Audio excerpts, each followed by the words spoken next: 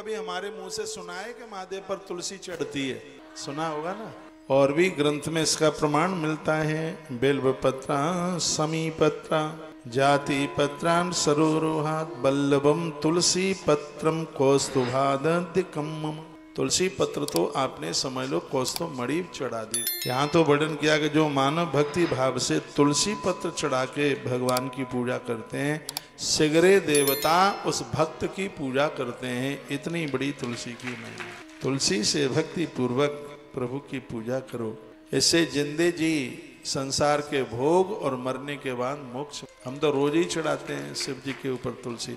और हम आपको कन्फ्यूज नहीं करेंगे, महादेव पर तुलसी चढ़ाने से जितना पुण्य वो सब आपका, और जितना भी अपराध है वो सब हमारा। पुण्य आप ले लो, पाप हमें दे दो। यदि कोई पाप लगे, हमें मालूम है पाप लगेगा ही नहीं, और शास्त्र कहता है। एक चीज और है, आपको ना पता हो, मंत्र सिद्धि हो जाती है भगवान के सन्मुख यदि धूप जलाएं। धूप की बड़ी महिमा। धूप 8-10 तरह की चीजें उसमें मिलाई जाती हैं। मैंने कोरोना काल में कोई ग्रंथ से ये बात बताई थी। धूप की बड़ी महिमा, मंत्र सिद्धि हो जाती है। मैं बोले देता हूँ। धूप दानस महात्म्यम दीपस्यापि सब यत् फलम लभते मर्त्य तन्मे ब्रूहि यथार्थ। कहते हैं धूप तथा दिया मानव का कल्याण करता है भगवान की पूजा। कहते हैं कि कपूर जला के तो वाक सिद्धि हो जाती है। भगवान की पूजा में कपूर जीव से जो कह दोगे वो हो जाएगा, और धूप से मंत्र सिद्धि हो जाएगी। लिखा है सनो पुत्र प्रवक्ष्यामि धूप दान से यत् फलम दीप दास महात्म्य मम प्रीतकार। जिंदगी भर इनकी महिमा का वर्णन किया जाए तो पूरी न कर सके। हर घर में प्रत्येक दिन धूप जले। कपूर तो सबके घर में होना चाहिए। वास्तु दोष नहीं रहता, घर में कुछ इतनी चीजें होती हैं। उसमें कपूर है, सुपारी है, कलावा है, जनेऊ है, चंदन है, अरोली है, कस्तूरी है, भगवान की पूजा में काम में आती है। ये चीजें बड़ी प्रभावशाली। लिख ही रहे हैं तो आप लिख लीजिए, गुड़ की धूप से वंश वृद्धि होती। धूप में गुड़ मिला करके आप जला दें, वंश वृद्धि होगी, संतान होगी, संतान की वृद्धि होगी। इतनी बड़ी महिमा। धूप में गुड़ मिला दो, उसको जला दो। आप एक इतना सा पात्र ले आओ, बाजार में खूब मिल जाता है, उसमें धूप जलाओ, गुड़ वाली गुड़ डालकर, इससे वंश वृद्धि होगी। और घर में किसी नारी को संतान होने को है तो जरूर गुड़ वाली धूप जलाइए। ये वंश वृद्धि के लिए बहुत ज्यादा प्रभावशाली है। और गूगल वाली धूप जलाते हैं। अब गूगल आता है बाजार में, गूगल आती है, उसको घर में जलाया जाता है। तो इससे घर में भूत प्रेतों की अलाय बलाय समाप्त हो जाती है। ये भूत प्रेतों का जो साया है ये नहीं रहते।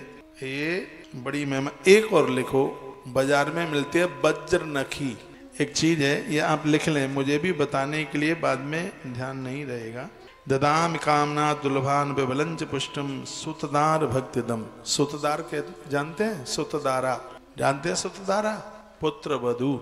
जिसके घर में वज्र नखी वाली धूप जलाई जाएगी वो घर पुत्र वधू के बिना नहीं रह सकता। उस घर में बच्चों के विवाह जरूर होंगे। श्लोक में स्पष्ट वर्णन है, स्पष्ट लिखा है। वज्र नखी मिल जाता है, पंसारी की दुकान पर ये चीज मिलती है, उसको धूप में मिलाया जाता है।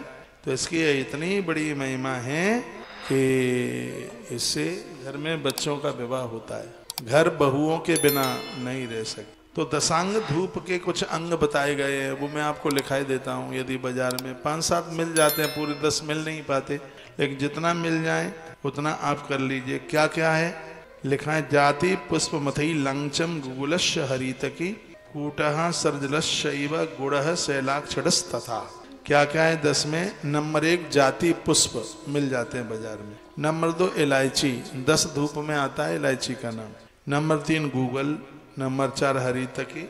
नंबर 5 कूट। नंबर 6 सर्ज रस, ये भी मिल जाता है, सर्ज रस है इसका नाम। और अगला नाम है गुड़, और अगला नाम है शैल, और अगला नाम है अक्षर। और 10वें नंबर पर है वज्र नखी। वज्र नखी बाजार में मिल जाती है। इसको जलाने से क्या मिलता है?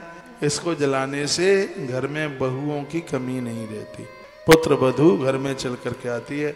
इतनी बड़ी भैया इसकी महिमा। एक और नई बात सुन लीजिए। लोगों ने पूछा है क्या भैंस का घी घर में यूज कर सकते हैं क्या? आपके प्रश्न होते हैं। तो लिखा महेशम गूगल युक्त आजुष तक संस्कार। कह गया महिषी के घी में, और आप इस धूप को जला सकते हैं। धूपम ददाते व तस्तैक्षाता प्रदाम्यम। फिर हम जैसे लोग तो गौ माता के ही घी का प्रचार करते हैं, फिर भी वो हर जगह उपलब्ध नहीं हो पाता। बाजारू चर्बी मिला हुआ मिलता है, उससे तो लाख गुना ज्यादा बढ़िया भैंस का है, मैसी का है, भैंस का, तो उसको लिया गया है, पूजा पाठ में लिया गया है। खैर गौ माता का घी तो अमृत है, उसकी तो कोई बराबरी है ही नहीं।